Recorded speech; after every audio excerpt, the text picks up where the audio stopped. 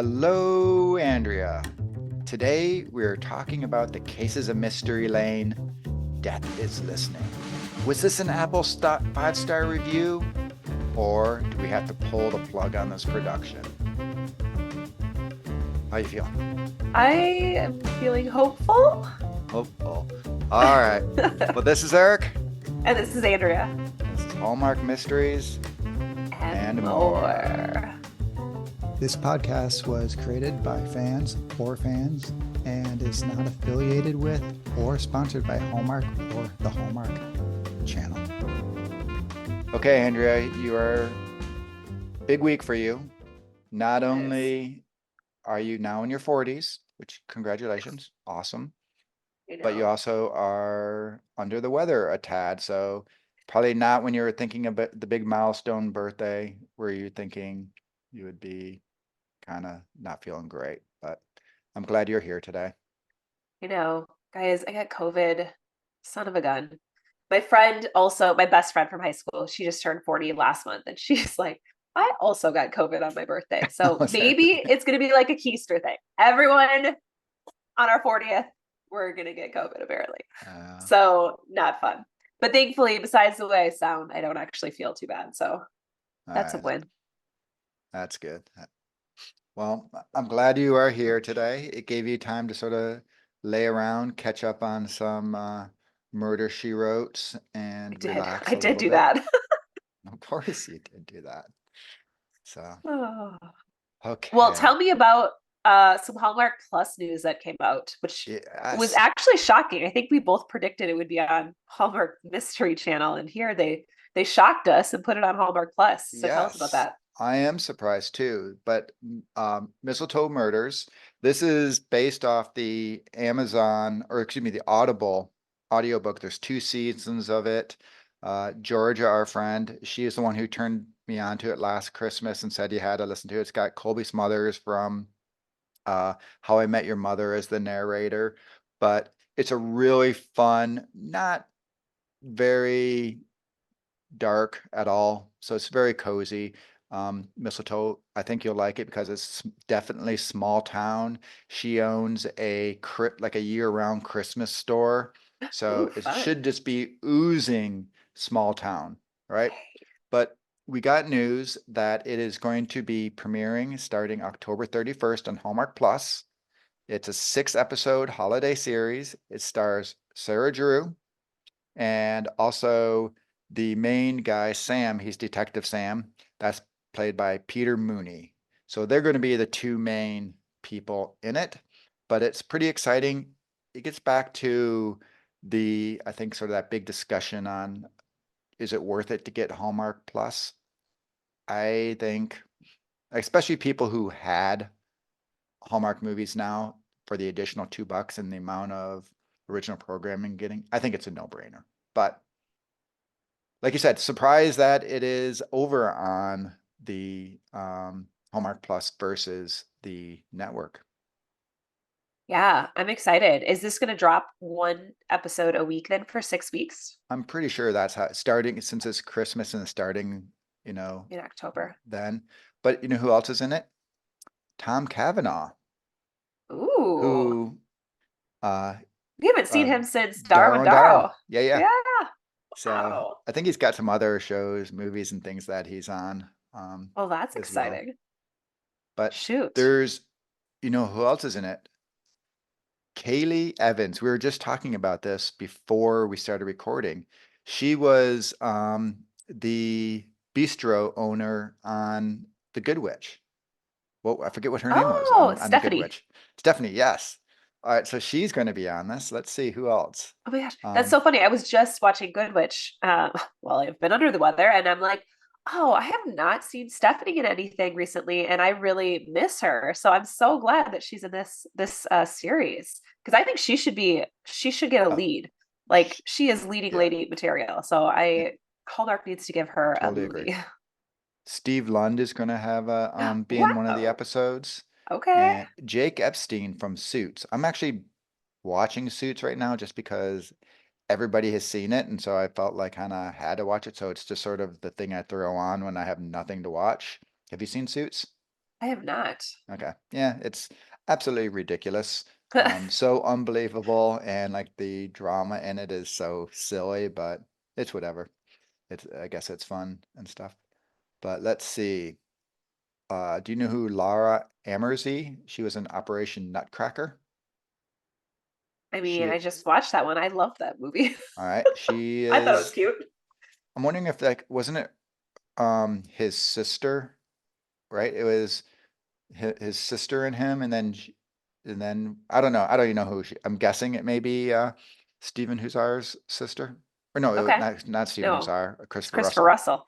I'm guessing it's her. Maybe not. I don't know. But regardless, it seems to have a really good cast, Love and it. six episodes starting on Halloween. Perfect So way to spend your Halloween, getting into the yeah, Christmas spirit. turn That's what off the Hallmark light. always does. Turn off the lights. Don't let the trick or treaters ruin your premiere of Ah, Mistletoe Murders.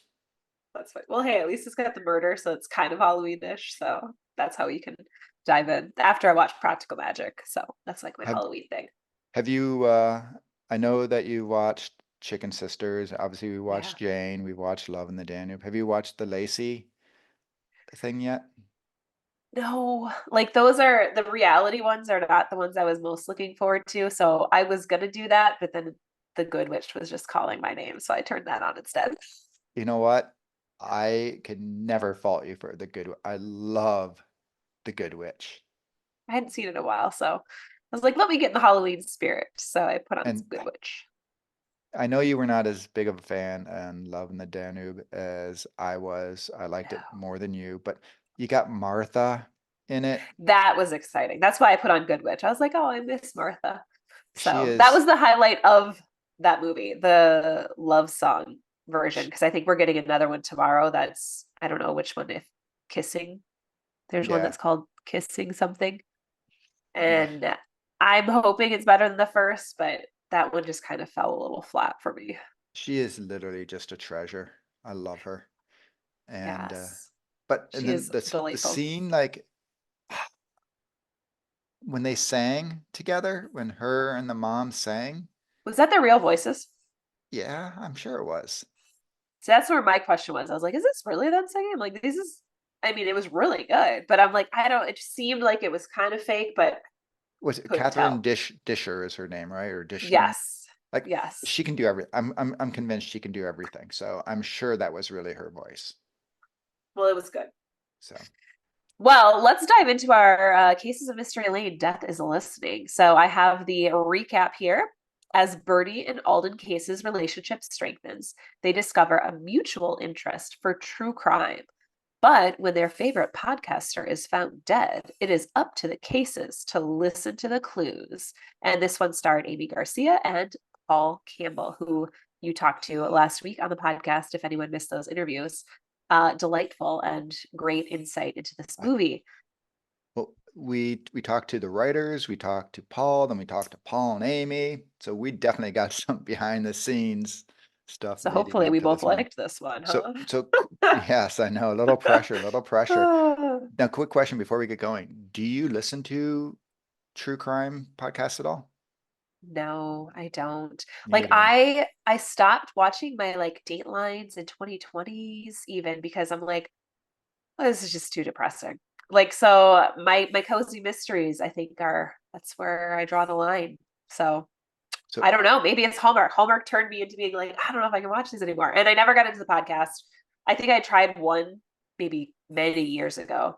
And then I'm like, take it or leave it. Because it ended with like so many questions still that it left you unsatisfied. So, I'm with you. My daughter has now gotten into the true crime podcast. My wife, I've talked about it many times. She watches like ID channel nonstop. There's a show on, if anyone is a true crime buff, it's on BritBox that's called 24 Hours in Police Custody, and she said it's the best like true crime thing ever produced. So you should watch that. But I'm with you. I put on my AirPods and I just watch my cozy. I don't want to see them. And like you said, half the time, so we were on a road trip with our daughter and we were driving when we went up to Maine and we listened to some true crime. So my wife and daughter were excited. But they like a couple of them they don't even solve. They just sort of talk about the whole thing and they leave you there just hanging. Yeah. So I Yeah. I did not enjoy them. I found it like if I was the family, I don't know. There's Yeah. like sort of I think I kind of have a little moral dilemma with some true crime things Yeah. as well. But Yeah, that's the same. I think I watched one, maybe it was on Dateline or 2020, and the family was like talking out against it. And I'm like, oh yeah. Because I'm like, where is the family in this interview? Like they didn't interview him. So I was like, oh no, I don't know if I could yeah. watch this because I, I never really thought about it before until you're like, oh, when you actually sit and think about it. Are they so exploiting it? Don't know if this feels right. I've had Bringing awareness to it, exploiting. yeah, The I've had line is gray. I've had many people who have told me based on my birth story that I've since discovered of my birth father getting murdered and everything that and this how just crazy the story is that I should like sort of sell the story or do something. And I just feel it's like I didn't know the guy, never met him or anything like that. So it's like not my thing to tell. And I feel like I'd just be exploiting it because it is a crazy story and it should be told, but I don't think I should have any part of it. But all right, enough of all that stuff. Let's get in. Where are you ranking this one? Hopefully it's better than a 1.0 so we don't Well, I haven't done anything that low, I don't think. Okay. So this one landed at a 4.5 for me. I loved it. This is probably one of my tops of the year. I think this is how you do like the fun comedy mystery right. Like it's not over the top. I liked this a lot better than I liked the first one. I enjoyed the first one, but then this one, I think it just brought out something more to the characters. The Tom dynamics were amazing with the cases. Like that was probably my favorite part of the movie is just seeing them work off each other and how he came in and was like he played it perfectly. Wait, I have to interrupt for a second. I'm like, who's Tom? Officer air quotes. That's all I know. I just know officer air quotes. So okay. Exactly. So Yeah, just yeah. their fun dynamics. For me, like the yoga teacher aspect of it, I am a yoga teacher, and they went to a senior building, and I teach in a senior building. So like for me, like those were great dynamics because they're in my real life. I will say, having teaching in a senior building, they would have never got up to that man's room without getting questioned. Because my first day going into the senior building, I literally had one of the gals come out of her apartment, yell down to me, "Are you a cleaning lady? Why are you here?" And I was like, "Oh, I'm just here to teach the yoga class." And she goes, "Oh, okay, I guess we can let you in." So again, they are not making it to that man's floor without getting questioned by several people who live in that building. So they are very much on lockdown in those places. The yoga teacher like kicking that yoga ball, I love how like she didn't even like react, like it hits Paul Campbell, and she just keeps it moving. Again, not gonna happen. Most yoga places don't have a stability ball laying there either. For me, I did figure out the killer basically as soon as she was introduced. I kind of was like, oh, it's gonna be her, it's gonna be the girlfriend of Tom, because it just made sense to me. That's usually what they do in the Hallmark movies. And so it didn't take away though from the mystery aspect of it. It was kind of like, oh, let's figure out why she would have done this. But then having it ending too with the cold cases, which will kind of go more into the mystery minute, I found that to be interesting. The quirkiness of Alden, I found it more endearing than maybe like Nellie. So like the Nellie nose, I found her more, I think, annoying. Whereas I found Alden more quirky but endearing, which is an interesting thing. I was kind of like, maybe if they would have given Nellie some like hobbies or like just given us more of why she was that quirky, peppy energy, I think that maybe would have rooted her, or maybe we would have got to know her a little bit more. Whereas Alden has his robots and, he's doing his aluminum foil across the floor. Like that to me was like, oh, this describes a side of you that makes sense to why you are the way you are, and how he talked to the guy, in the interrogation room who had the elf ears on, and he was talking about the different levels of dimensions, and he totally got it, and I'm like, this is great. Like this makes complete sense to me, like based on who they've taught us who Alden is. So I think that the writing, again, top notch to like have that all work. And, same thing with Birdie, like, hey, we're not going to like drag out the poker playing. We're just going to like resolve it like grown adults, like a married couple. Let's just talk about it rather than having it linger for a few more movies. It's like, nope, we're going to talk about it. We're going to get it over with. We're moving on. So I really liked that too, that they didn't like drag on to different pieces that they could have. And then, you lose the audience at some point with that storyline. So the mom, though, I think she felt completely different. I know I they got that in ended my notes too. I know they ended the movie with her like softening a little bit, but this one I literally the first time I watched it, I'm like, that was her mom, right? Like when she finally said mom, I'm like, huh, this is not the mom I remember of like that hardcore, really vicious mom. Right. So maybe a little bit more backstory, I think, on that would have been nice to see how we got from like so intense to really soft and loving and caring and like, hey, how's your day? What's going on? Like it just seemed like a whoo, that was a 180. So minus that little piece that I would have liked fleshed out a little bit more. I really liked this one. So what about you? I agree with pretty much literally everything you said right there. And it's funny, I had that in my notes too. The mom was hardcore and very tough in the first one, where it was like more her boss than her mom. Yeah. And in this one, like you said, she was just nurturing and loving and supportive, giving all that good maternal advice. So yeah, it was a little interesting how it was a complete flip, but whatever. She's a mom. She's not one of the main characters, so didn't bother me too much, but it was very stark and popped out. And like I say, us being people who may pay attention more than most, maybe most people didn't even recognize that difference of the character, right? Yeah. I like with you. I understand that this is another comedy and it may not appeal to everyone. Some people like theirs more traditional, more serious, but it is just absolute fun. The writing and the pace just keep things going and interesting the entire time. The ensemble of the different characters you do, whether they, really have an impact on the story or you're just a touch of them. Just Margot and Joel just know how to write a story. What's funny, you're talking about like, oh, the quirkiness of Alden, and there's Birdie, who's a little more, I don't want to say necessarily the more serious of the two, because in this one she definitely has her own different quirks. But when you talk to Margot and Joel, I gotta wonder how much of themselves sort of comes through, because Joel's a little bit crazy all over the place, and Margot, while she's still fun and everything, that sort of keeps him, going on track, because he could just go off on a tangent left, right, and everything like that, right?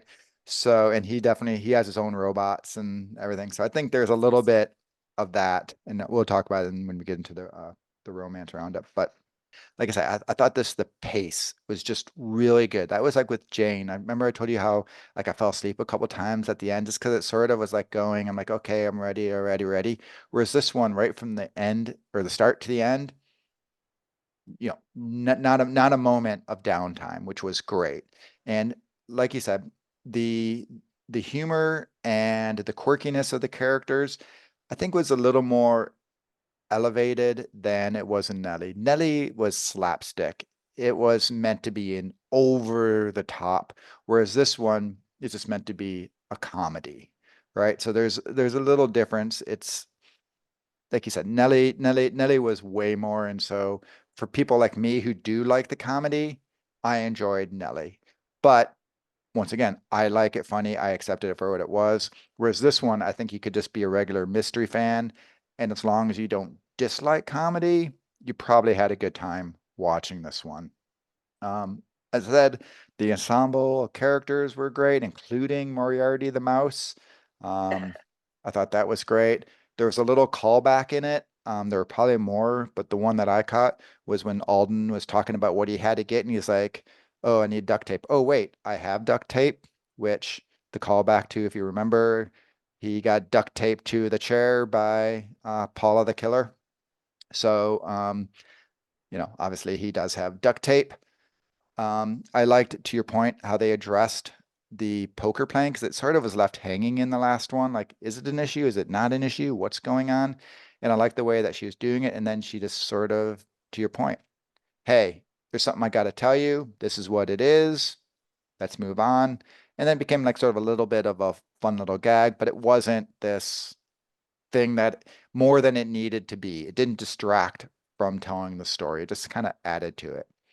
Alden in yoga, you talked about whatever, you're a yoga teacher and all that. But come on, his outfit, the tearaway Oh my pants, gosh. and then when he's going, he's like, come on, how hard can this be? This is just stretching. And then he's dying. I've done yoga once. I did it at Sunset. It was at this there was this health weekend thing at this resort. And it was basically, I was younger, and it was my wife, myself, and then all these people who were like retired. And they're all killing it and doing great. And I'm tipping over, I'm falling, I'm dying doing. I'm like, wait, how is yoga hard? You're like, you literally like lay here, you get on your hands and knees. And it's like Alden, I discovered yoga is significantly more challenging than it Did you seems wear on that the outfit surface. I too? did not wear I Okay. did wear something that was probably not very yoga-esque. It was like just, running, basically running clothes and But stuff. not shorts. But Most don't wear oh shorts no, it was or short. that Yeah, short. of Most course don't I do wore that shorts. short. No, I Okay. did. I've not worn shorts that length since the 80s. Okay. Um, but and like Alden too, I will keep my socks on. I do not take my socks off.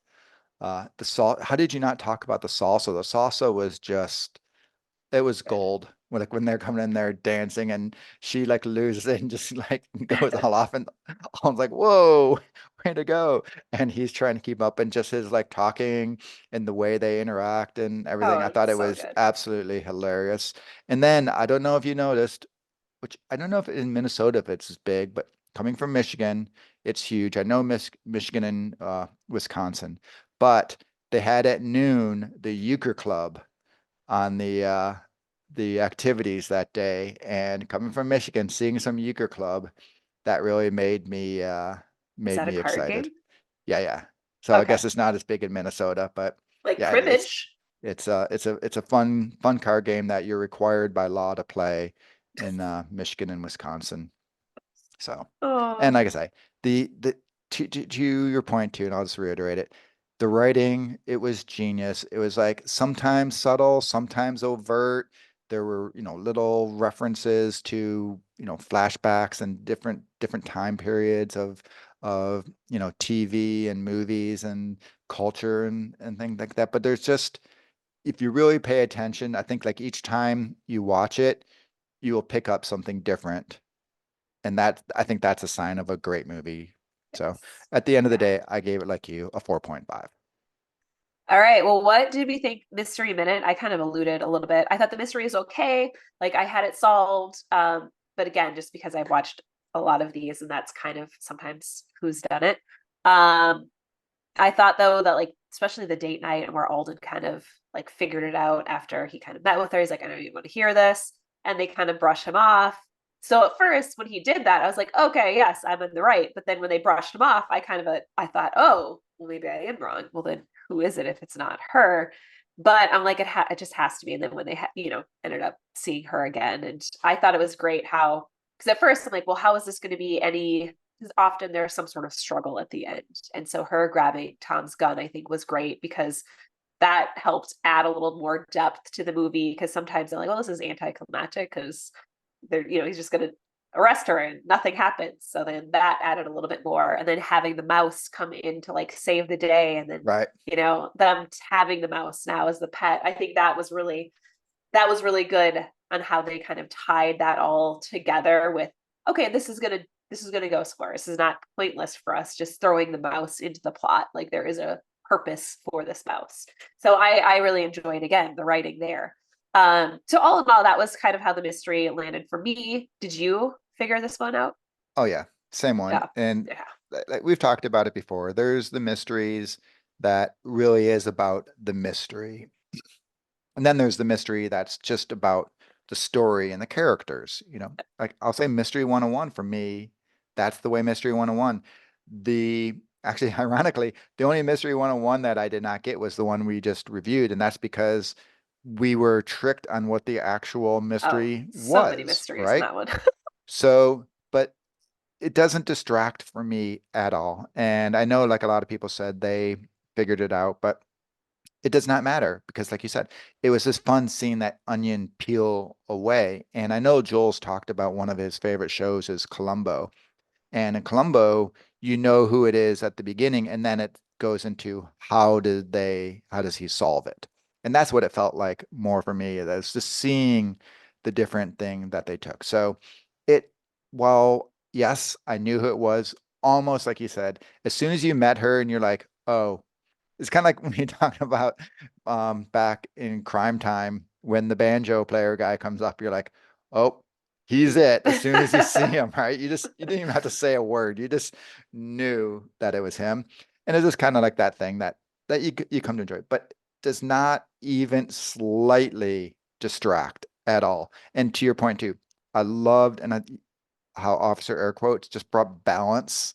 You know, you had Alden and Birdie just doing their craziness and, you know, figuring things out, but going at it in a very roundabout kind of crazy way. And then you had Officer Air Quotes who just kept things balanced. So when they would go too far one way, he would pull it back. And, you know, can you say believable? Probably not, but it also was not overly the top ridiculous either, as far as being like, yeah, never, ever, ever, ever, ever, ever happening, other than getting up into the apparently the room of the people in the assisted living place. But I loved in this one how Birdie, you know, we'll talk about in a second how she said she's all in, but it wasn't just the relationship. She was all in on the sleuthing, and she really was a partner, and they each had their strengths and they how they went through it together. I just really enjoyed that aspect of the two of them using strengths and weaknesses together to solve the case.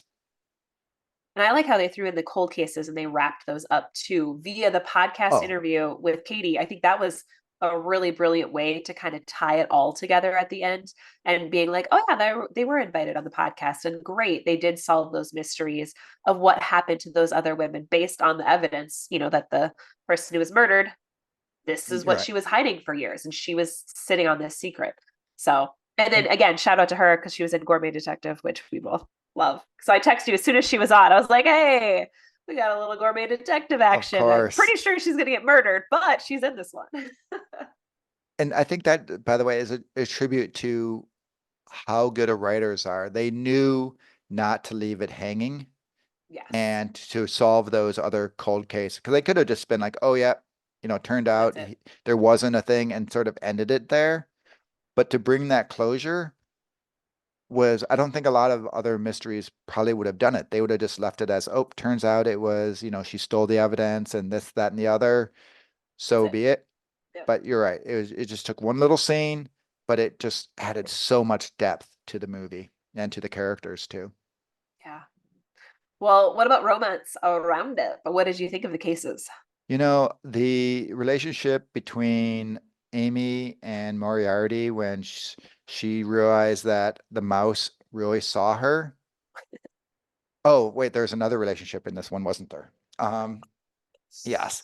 The chemistry between Aimee and Paul, like they just have all the nuances. So, you know, I think it helps to have an actual married couple writing it. And once again, like I said, I do think that they do sprinkle their own life experience and relationship dynamic into it. But just the chemistry that Paul and Aimee have together, and we watch literally hundreds of Hallmark movies, right?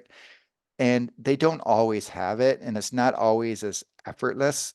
And I think it's even harder to play a comfortably married couple than it is to play, oh, you know, meet cute kind of thing. And they just have it. And, you know, if you haven't listened to the interview with the two of them, go back and listen to it because you can just see, like off camera and everything, they just connect. And it 100% comes through as their characters. And then I listened to the Girls Gone Hallmark podcast. They reviewed this and I listened to it.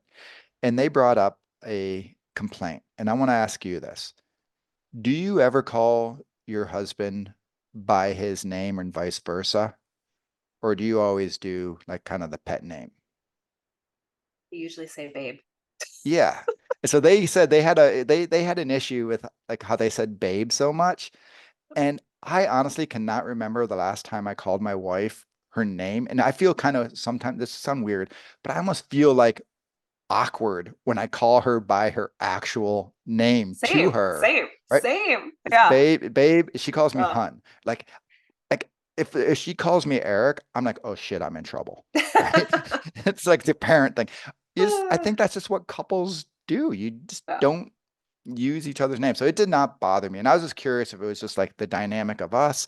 But I think it's kind of like just being once again that comfortably married where you just cease using each other's name and it just goes to your pet name for each other. So I I did not did have an notice issue. it. Yeah, I did Oh yeah. notice it. I was like, oh, it happened quite a bit. But I'm like, as I was thinking, I was like, well, it's what I do too.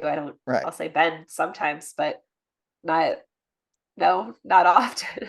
So yeah, that didn't bother me. And I agree with like your take on their romance. It felt very much like the garage sale dynamic of just like, oh, this is an established married couple. Like there was the scene in the kitchen, which where Sorry, Paul, one last thing. Is that the yeah, only other married sleuth? yes, I believe so. Okay. Because I think we've talked about it before, and I'm pretty sure that's the only like established one where there's no romance happening. So it's nice to have that. But like Paul in the kitchen, like he's leaning up against the counter and it's like he puts his legs up on their like island and like she like goes underneath his legs or like, just like little things like that where you're like, and she just keeps, talking and like having the conversation is like, nope, I got it. I'll find the keys.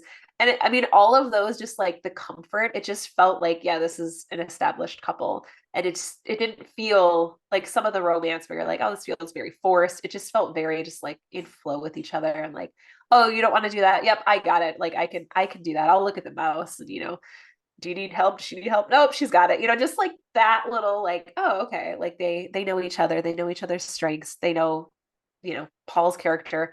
Alden does not want to, take care of this mouse. They talked about the sleeping bag thing, and the Right. mom knowing about it too. I just thought all of that stuff was just really cute to kind of like, oh yeah, they totally know each other and understand and are on the same page. So I do enjoy having an established couple in one of the mysteries, just so we don't have the side piece of like the hey, let's fall in love, let's have that as a storyline. Like they have so much more they can kind of do in a sense. Like we kind of have that salsa, we can have the yoga because they don't have to go on dates, they don't have to, Right. like that is like their dates for them, and that's kind of nice to see a different side of things. You know what was interesting? We've talked about this a bunch with Curious Cater. While we like it, we've also said we didn't feel the romance and that was necessary, which did finally happen in the last episode, right? So with which we hear there's another one coming in October, which we have not seen Fingers anything crossed. official yet, but that's what rumor mill has it. So it will be interesting to see what that is now like now that, Tom and Goldie cross that line and are officially a couple, right? So, because what we both said it, we would have been completely fine had they stayed being great friends, Yeah. right? Yeah. And so, yeah, you don't need it always. But yeah, you're funny. You mentioned that thing of this, like those little tiny ways that a couple react, act together, and they just nailed so many of them, kind of You're thing. just in So. flow. I did like Well, that when they both dance, like, oh, you need us. Like when Officer Air Quotes first shows up and is like, hey, will you be the consultant? And or when they did their high five or their not oh high yeah. five, the hand thing, like woo. And then finally they got him to do it at the end. I thought that was really cute. Or even the thing, which I don't know how you guys are, but we've, being married for as long as we have been and together and everything. The whole thing about, oh, we're a couple, we need like our friends and like, because you just become that dynamic. And so just how they were saying, oh, let's go over to her house and we'll enjoy it. And how do you act again, like with other people? I thought that was a fun little thing that I'm sure a lot of married couples deal with when you just become sort of that little tight unit and then you have to try to find those friends, other married couple friends stuff too. So, Who is your character for Character Corner? you Stand know, out. I would do Laurel St. James because we both loved her as the detective in Curious Cater, or not Curious Cater, Gourmet Detective. But I am going for her ex-husband, who I absolutely loved him. Peter St. James, when they show up, he's that rough, tough guy. He's Oh, like, oh, come on in for some yes. snickerdoodles. And then they're like, baking, and he just turns out he's like literally a pussycat. And I was like, that was the actual laugh out loud type scenes. And then when like they all come in and they sit on the couch together after So- Officer Air Quote just shows up, and they're all crammed on the couch and trying to take their notes, and he's just absolutely hilarious. Or, it just they're leaving. Oh, he was so wonderful. We're gonna have to go back for some baking lessons with him. And I can actually see Alden and Birdie going back and him making, some other things like, oh, you must try my banana bread. The walnuts and chocolate chips I add are just delicious. So I absolutely loved that character. There are a lot of like those little ones, and like you could go through almost all the podcasters, and I will talk about another podcaster. There is Katie, the other true crime podcaster, the young one who did the reveal at the very end. She is paid by Lillian, and I will ruin her last name because they always have to do this to me, but it's like Doche Roche or something, Doket Roche. I don't know what.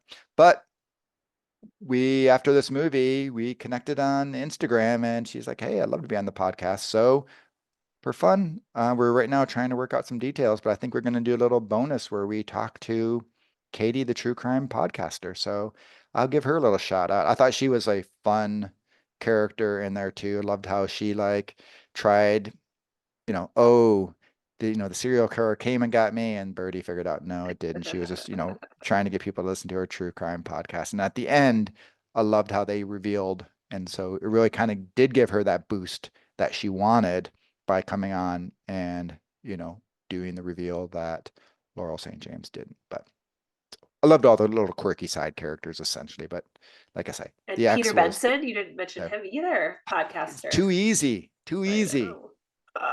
Well, don't worry, I picked an easy one. I know who you So picked, I think.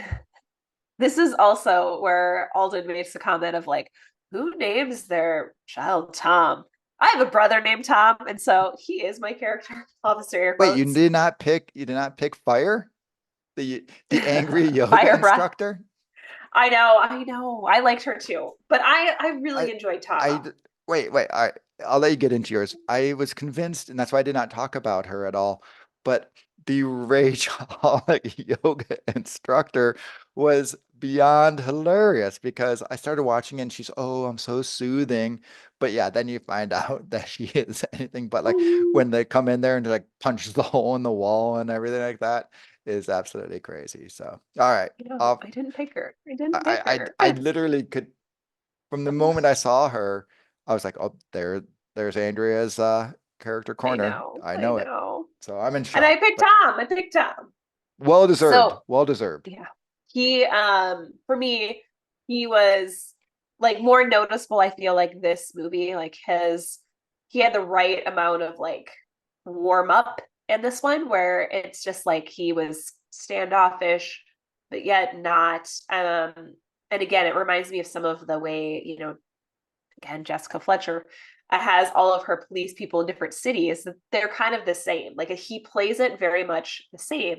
And I think Joel said he likes Murder, She Wrote, but I think that was written really well, where Tom is that like, hey, I'm friends with you, but I'm going to keep you at a slight distance. I'll give you in, but not all the way in. I do want your help, but I'm also not going to like feed you all of the information.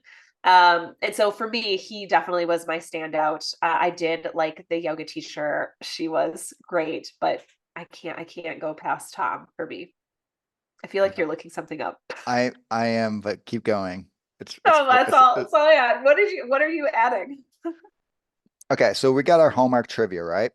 Yes. And I was like, oh crap. I interviewed and talked to so many people that I don't know. Like there's nothing left. Like it could have been Aimee was a quote unquote Olympic skier, but nope, we talked about it. So all that like fun stuff I normally find, I was left speechless. So I sent this morning at an ungodly early hour, Joel, the writer, a quick message and I said, "Hey Joel, I got nothing. Help me out." So I just got the literally just got the response from him, some little Hallmark trivia stuff. So Well, let us know. What is it? I said I will get rolling into it. Okay.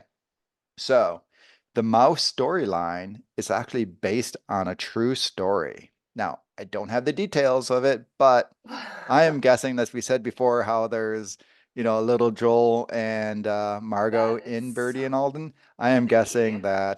that Joel probably had a little issue with a mouse, and so he went through his whole thing. In fact, I know That's we talked a little bit about hilarious. mouse when we did talk. That's really The funny. the salsa scene was not in the first draft, and it was a late addition, which Oh, good is, addition. I was about to say, considering it may be like if you look at the Hallmark released pictures for it, salsa, there's like 6 pictures of that thing. So it comes in and it's such a big part of the movie. It's such a great scene. And like I say, it It is. introduced to you said like the character up there, the ex-cop who we learn like that was such a pivotal scene that it wasn't a serial killer probably. Yeah. So that was great. Okay. Margot's grandmother used to wear an apron that said, "If mama ain't happy, nobody's happy," Ah, that's which so fun. is a line obviously from the movie. Well, So that was got it. on the apron that he So was wearing when he came out with the cookies from his trailer, your character. oh, you're right. You're right. You're right. That was on his apron. But didn't Birdie also say that at some point, like later? I don't know if she did, but it was on his apron. Because Okay, I I was think like, that is so funny. I was like, what a random apron this man is wearing. okay, you're right. All right. Let's see. Nigel was inspired by a real person, and the actor who played him was nominated for a BAFTA, Wow. which means for being a crazy, kooky character, the dude obviously is a serious actor. He, Joel knows how to pick locks, and he taught Aimee how to do it. Ooh, that's fun. That's a pretty good one. So there you go. Nice. That's the right hot off the press. You cannot get more behind the scenes from, Joel, who actually wrote the movie. So there we go. Now Well, mine is go definitely ahead not and as good. top that with your little Google search. No, mine is not as good. Okay, so I swear this all ties together. That's a preface. Mine is more of a fun story from my own life that ties into this. So I personally am a big Hillary Duff fan. My senior year of high school, I threw a Lizzie McGuire party. Like again, I was a senior in high I school, was about to and say, isn't there like an age thing you passed there? there is. I mean, I think But this, actually she's like wait. 4 years younger than me, but I have to know, was this in Keister? well, like yes. I mean, we had 8 small towns combined, so it wasn't at my house. It was my friend's house who lived in Wells, but there was 8 small towns that combined to make up our high school. So I hand wrote like on Post-it notes invites and handed them out to my friends. That's what you do in high And school? right. And then we all, because we didn't have cell phones then. And so we all came to my friend's house. We did some fun games, like some friend Jeopardy. And then we all drove because, again, the local theater is 30 miles away. So we drove to go to Lizzie McGuire and we watched it. Now, that is not my only fun Hillary Duff segment. I actually went to Hillary Duff concert when I was in college. I went to it. My best friend couldn't come. So I went by myself. Wait, And you went I'm to a sitting there. concert by yourself? Yes. I was like 22. And Oh so my I'm gosh. sitting in this, and it's Hillary Duff. It's all like 10 and 12-year-old girls around me and their parents. So I'm this family's sitting in my seat. I have to tell the usher, and he goes, "Who are you here with?" I go, "Oh, it's just me." And he goes, "Here, I'm actually going to move you into the front row." So I sat at the front row of a Hillary Duff concert by myself. All of the little girls around me screaming and jumping up and down. Me and the dads just sitting there. To make matters worse, my high school boyfriend's best friend was working security guard. He was standing on stage, looks, sees me, and is like, what are you doing here? So he found me afterwards, and I'm sure told like my ex-boyfriend, like, good thing you got away from her. She went to this Hillary Duff concert by herself with a bunch of tweens. So that is my Hillary Duff stories. Just to say, so Mackie, she sent me a DM on Instagram and said, did you know Aimee Garcia actually played with Hillary Duff in Cadet Kelly? So it all ties together. But that is my Hillary Duff stories. That is my entertainment for you all. You're welcome. Just so you know, my cheeks hurt right now from smiling and laughing so much. Yeah. That is me at my core. Go to concerts by yourself. So the thing, like going by yourself is this classic. So I won't do anything by myself. My wife makes fun of me, like going to going to eat or going to a movie. I'm like, hell no, won't do it. But when we went to Vegas last, I did go because she won't go to a magic show. I did go to a magic show and it was a matinee, but it was the same exact thing. It was me but not even teenagers, like 10-year-olds with their parents. And I also got put smack in the middle in the front. And when it's like, ask for volunteers, I'm like raising my hand, but of course the magician dude's picking all the kids. And I'm like wanting to knock the kids over because I want to be the volunteer up on the stage and everything. Fortunately, no one from my high school saw me like trying to shove the little kids away to be in the magic show. But so I do sympathize with you though. I do like I do things by myself all the time. Timberwolves games. I go to Timberwolves games. I know you do, but you're like way more secure than I am. So that's the Keister life, small town. It's what you do. Yeah, no, not at all. Well, what do you got for Hallmark and Chill? Do you have a recommendation for us? So if we're sticking in the Hallmark, you don't have to go back far. I just think tip line is, I just get your answer. I get a very close one with it because it was still funny, well written, but it was smart and stuff. So I get there. But my real one is leaving Hallmark world. And because you know why? Because there really isn't a comedy, in the Hallmark thing before Cases. So yeah, we could go to, way back when Wedding Planner or something like that, but it's not really that. So that's why I go to Tip Line.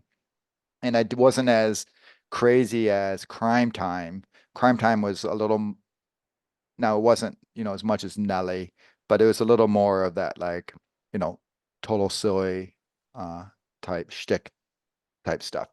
But I'm leaving Hallmark and I'm going to Heart because for anyone who remembers this show, I think it was 70s, it may have been early 80s, whatever, with the Harts were a married couple going around solving their cases. And it just had that like vibe to it. So now they weren't like crazy and kooky. I mean, they were just millionaires doing it. But at the same time, it was just like that couple crime solvers. And so you got all those kind of feels to it. And you were like, I think probably 90% of America were convinced that it's Robert Wagner, and I forget what her name is, were married in real life just because they just vibe so much as a couple. So wow. I'm sure there's a Murder, She Wrote that really comes to mind for this one though, because Jessica was, all about the podcast and everything. Well, don't you worry. I didn't do podcasts with her because obviously they didn't exist. Murder, She Wrote. But if I would recommend a Hallmark one, I would say A Garage Sale, just for the married dynamic angle of it. But if I do pick my Murder, She Wrote, it's season 9, episode 14, Killer Radio. While on a book tour, Jessica agrees to guest on a local radio talk show that has feuding co-owners. And when a murder takes place, Jessica helps sort out the tangled webs of confusion to bring the killer to justice. So, of course, radio is what you had back then, Right. not a podcast. And of course she has a radio one. I actually just watched this episode not that long ago. So Coincidentally. coincidentally, I'm Okay. going through right now, I think I'm in season 9. I'm kind of rewatching some of the later ones because I tend to favor the earlier seasons. So I'm making myself watch some of the later seasons just to get a refresh for my Hallmark and Chill to make sure I'm not missing something on the back end for recommendations. Because it's such an important part. To me, it is. Maybe I don't know if anyone else. I but mean, it maybe. is. It's funny Let because I us was like, know if you're watching these Murder She as I Wrote was being episodes that I all like, recommend. as I was being all, snooty saying, oh yeah, because Jessica and all her podcasts, but then you're right. If you go back to the 80s, talk radio is essentially what it is. So I thought you were going to be stumped and we're going to be really reaching on this one. No, and I could have picked a nailed different it. one. Now that you're saying this, I'm like, oh wait, there's another episode with talk. I could have picked a couple different ones. So Yeah. All right. well, What- fan what, corner. what can Jessica do? Nothing. You had asked too if I'd watched one with like COVID and sickness, and I said, oh, don't worry, she does have a plague episode, as does Diagnosis Murder. So we got it covered. They were on top of things in the 80s and 90s. So for our fan corner, I asked what people thought of this. This is a little different than the final results because a couple people accidentally picked the wrong number. So 5 out of 5 is 46%, very high. 4 out of 5, 35%. 3 out of 5, 12%, and 1/2 is just 7%. So what was really, 4 again? 4 was 35% and 5 was 46. So So basically again, majority 85-ish Yeah. or 80% are Really four, liked it. 4 plus. Yeah. That's so solid. this is a really big hit in terms of what people actually thought of the episode. I was So worried coming on the backlash of Nelly because there was so much, I don't want comedy, I Yeah. don't want comedy, this, that, and the other. And, I had talked about it being like, oh, Hallmark, why did you schedule these back to back? And forgetting about Jazz Ramsey. well, no, Jazz Ramsey didn't happen between Nelly and this, did it? No. Yeah. It happened between Nelly and a Right. different one that you were Right, like. Tip Line. Yeah. And which I had mentioned once or twice. But yeah, Nelly then Cases. So I was worried there's going to be a little backlash of people saying, no, don't give me any more comedies. Give me Mystery 101. This is written And better. Like I said, yeah, yeah, we've said it. And it's not just because we've talked to them. Joel and Margot are just top tier. They're probably up there with John Christian Plummer right now in the echelon of where the Hallmark mystery writers are these days. If you're just looking at people who can just nail it. It's a good balance. I mean, they wrote it perfectly with not over the top. They've grounded down the characters. We know who they are. So I think that is a huge reason why. But even they could do that with Nelly. There were moments over the top, but they always brought it back. Whereas Nelly stayed at that level, right? The entire movie. But I think it was supposed to. That was what they were going for. Yeah. And just not people do it. Whereas, like I say, yeah, this one had that balance, way more balance. So. And I liked Crime Time more than most people. So I really liked that one. And now, do you keep track of all of the rankings? So when we do our annual review of the entire year. So here's the thing. Some of my ratings. So, and I've said this before when I rank my Hallmark Christmas movies overall. Like I might have given Crime Time a 5 out of 5, which I think I did. But that probably is not going to end up in my top spot. I'm going to have one that had a lower rating, 4 out of 5, actually be the top spot right now. And so sometimes what I actually gave it, but when I collectively look at the mysteries overall, I have some that are they're going to be out of place compared to what they're actually rated them after watching it. And again, not because I liked it less or more. At the time, it was a 5 out of 5 for me, but now since, that's why I'm like, well, maybe I should only do that. Well, even then, I do really like it, but that's where it gets a little in the weeds for myself. Well, I mean, you obviously have a bigger thing to measure against and all that. No, I meant, do you keep track of all the the fan voting so we can figure out, Oh, like, was this the strongest fan voted movie of the year I kind would of have thing? to check into that. I can do that. I can look back at so on Instagram, I always save it into a highlight tab and it says Okay. 2024, what people vote. But then all of the mysteries I do have saved in my documents, so I can also Oh look yeah, back through those. in your notes. So That's I yeah. should be able to pull those up and we can kind of figure out which one, is tops Because for fans. I'm I'm But trying to just like think. fans, I bet some would probably switch and say, Yeah. ooh, just how I did, how, Crime Time, I loved it, but I'm going to have a different movie up on top at this present time. Well, I know at the time you had Gilded Newport Mysteries in your top two. That will stay at the bottom as of right now. Actually, it is not at the bottom anymore. There is a movie that is worse, in my opinion. So it is now second to last. So I still have hopes they can work out some of the things because I think it's got the bones. It just needs to figure out how to do that period piece a little better. So Agreed. So what's next for us? Next week, we are going to be diving back into the Jane universe, Murder at Mosby. The recap for this, because I know some people don't have Hallmark Plus, is Jane goes undercover at her alma mater to help her college boyfriend solve a crime he may have witnessed years ago during the annual Edgar Allan Poe Festival. So we're going to probably yeah, have some dress up. So I'm kind of excited for that. that is actually a pretty fun storyline. I Right. think going back to the high school thing, like you But say, isn't your that what Edgar Hannah Allan Poe Swenson is also doing now that I'm there. thinking of it? Doesn't she have the same? I'm pretty sure. We have a lot of high school going back in time helping someone out. I'm pretty sure because I've watched the previews for the Hannah. That is also the premise for Hannah's, but not an Edgar Allan Poe festival, but going back to help someone from high school. I think maybe it's her sister's classmate. So intriguing, but that seems to be our theme right now. Well, they did that also for another mystery where it was very similar, the two storylines. I forget what it was, but yeah, doesn't matter. They're We'll see who does it better. two very different dynamics. Not going to bother Oh, me. no, me neither, because they're going to dress up. So it should be fun. Go to a festival. So I'm looking forward to that one.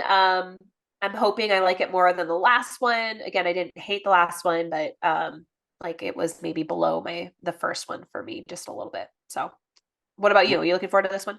I am. Like I said, I think it's a really fun premise. I hoping that Steven gets, first of all, more than two wardrobes, but secondly, that they continue Well, he's going to a growing. festival, so he can't wear that striped shirt to this festival, right? Maybe. Well, that would be his second outfit. And then just that they continue sort of developing the story. It'll be interesting. It's funny, we talk about the chemistry. That's one I don't think we need them getting romantic. Hmm. But whatever. If they do, they do. If they don't, they don't. Both No. both for me. I'm not sitting here dying saying, please kiss, please kiss. I was doing it in Curious Cater just because it was like they were just keeping you on that Teasing. teeter edge. And I'm Yeah. like, just get it over with at that point, right?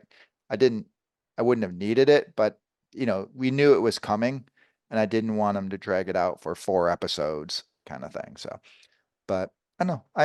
I'm excited. Like I say, I liked the progression of it from the first one. I hope it has a little, like I say, pace.